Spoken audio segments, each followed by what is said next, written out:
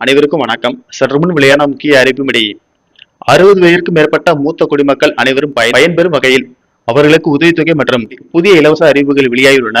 இதை பத்தி விரிவாக நம்ம வீடியோல பார்க்க போறோம். வீடியோவை கடைசி வரைக்கும் ஸ்கிப் பண்ணாம பாருங்க.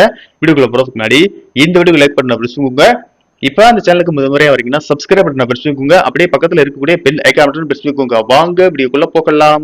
நாடு முழுவதும் மத்திய மாநில அரசுகள் 60 வயதிற்கு மேற்பட்ட மூத்த குடிமக்களுக்கு என்று பல்வேறு வகையான நலத்திட்டங்களை செயல்படுத்தி வருகிறது. வங்கிகள், தபால் நிலையங்கள், ரேஷன் கடைகள், ரயில் பயணம், பேருந்து பயணம், கோவில்களில் சிறப்பு தரிசனம் செய்வதற்கும் சிறப்பு சலுகைகள் அறிவிக்கப்பட்டு வருகிறது.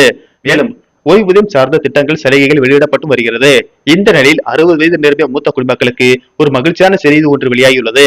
இது குறித்து மாநகர போக்குவரத்து கழகத்தின் மேலாண் இயக்குநர் வெளியிட்டுள்ள செய்திக்குறிப்பின்படி, சென்னை வாழ் மூத்த குடிமக்கள் ஒரு மாதத்திற்கு 10 டோக்கன்கள் வீதம் அடுத்த 6 மாதங்களுக்கு பயன்படுத்தக்கூடிய 60 கட்டணமில்லா பேருந்து பயண டோக்கன்கள் வழங்கப்பட உள்ளன.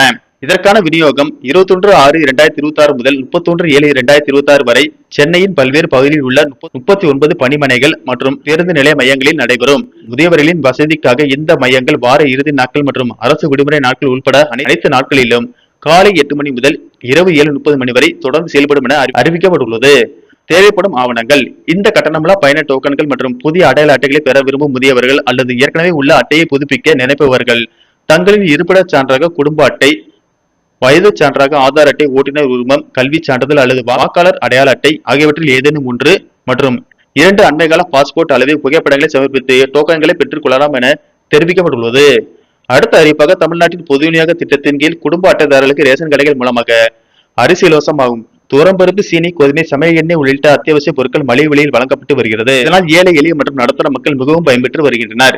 மேலும் தாய்மானவர் திட்டத்தின் கீழ் வயதான முதியோர்கள், மாற்றுத்திறனாளிகளின் வீடுகளுக்கு சென்று ரேஷன் பொருட்கள் வழங்கப்பட்டு வருகின்றன. இந்த நிலையில் தாவேக அரசு தங்களுடைய தேர்தல் பிரச்சாரத்தின் போது பல்வேறு வாக்குறுதிகளை அறிவித்திருந்தது.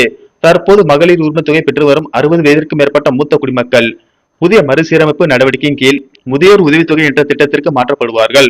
இதனால் இதுவரையில் ரூபாய் 1000 பெற்று வந்த அவர்களுக்கு மாதம் 3000 வழங்கப்படும் என தமிழக அரசு தெரிவித்துள்ளது. நன்றி, வணக்கம்.